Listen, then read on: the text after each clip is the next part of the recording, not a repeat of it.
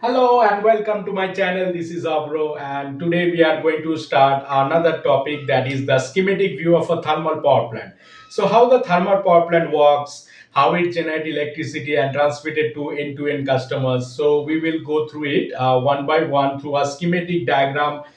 We have of the thermal power plant, the entire schematic view. So there are many other plants of electricity generation, just nuclear power plant, hydroelectric power plant, even there is a solar power plant, wind power plant, and many more. So this is a very much one of the conventional energy source of thermal power engineering, where we have this view of a thermal power plant, how it works. So first step of the thermal power plant is coal.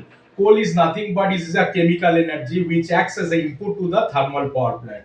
So coal is fed to the furnace at a very high degree temperature. Maybe we don't cannot give the specific amount. What is the amount of degree Celsius temperature is given to the furnace? It can be 1000 degrees Celsius or 2000 degrees Celsius. The coal is fed to the furnace and then heating is done. So this furnace heat, it goes to the boiler.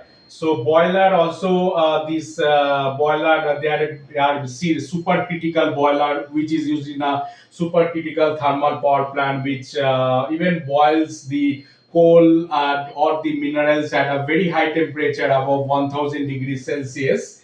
So this boiler will also, it will go to the heat, will go to the boiler, and that it will produce the steam. So the steam which is produced by the boiler is fed to the turbine, steam turbine blade, and which makes the turbine blade to rotate. As the steam is fed to the blade of the turbine, steam turbine, which makes the turbine to rotate. And this turbine is coupled with an electrical generator, and which makes the generator to rotate, and ultimately it generates electricity which is ready for the transmission purpose to the homes and other industries. So here there can be the step up transformer where the electricity voltage is being stepped up. So step up transformer will be after the generation of electricity from the generator, and then it will go to the transmission purpose. And after transmission, again there will be a step down transformer where the voltage of the electricity has been stepped down or reduced, which is ready for the distribution purpose to the industries, shops, and homes. So this is the cooling tower. So we can go to another part of the cooling tower, how the cooling tower works and why it is used in a thermal power plant. So the steam here, before the steam is being generated, which is fed to the steam blades, the boiler, the hot water goes to the economizer, and then this hot water blows to the cooling tower through air suction.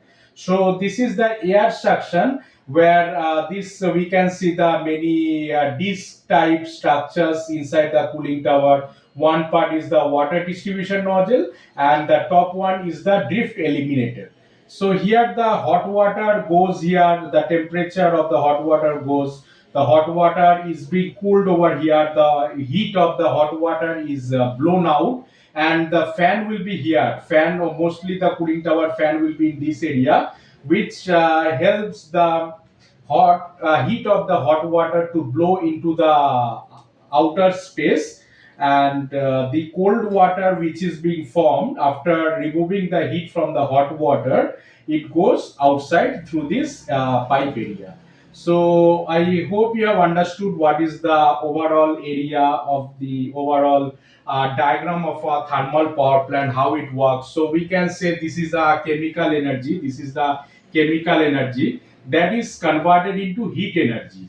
So I'm writing in a short form, chemical energy of the coal, it is converted to heat energy. Then from heat energy, it is being transferred into mechanical energy.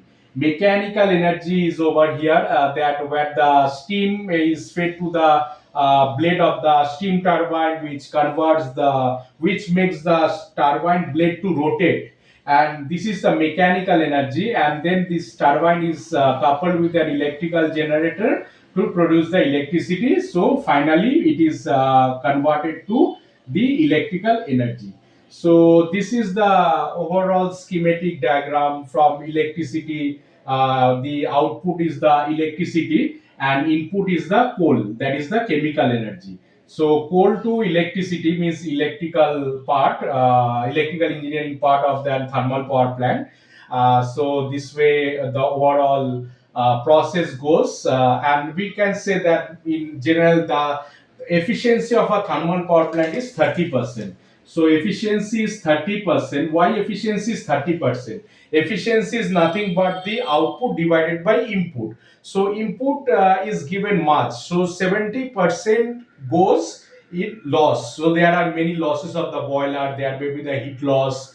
There may be cooling loss. Many types of losses are there in the boiler. Or the loss due to the unburned gas, loss due to the unburned fuel, or loss due to the unburned coal.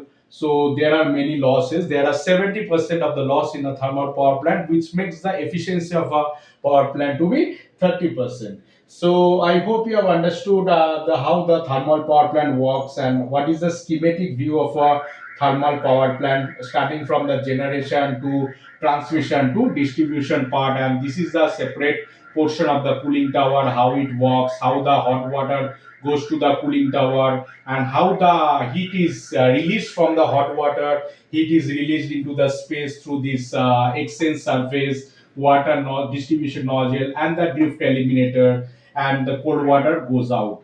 So this way the overall process of a thermal power plant works. So this is a very important topic in electrical engineering, energy management, power engineering, power management, mechanical engineering, and not this topic will be excluded in the computer science and engineering, even in the information technology. So I hope you like my videos how the thermal power plant works. So I end my video over here, and we'll meet in the next video. Thank you and have a nice day.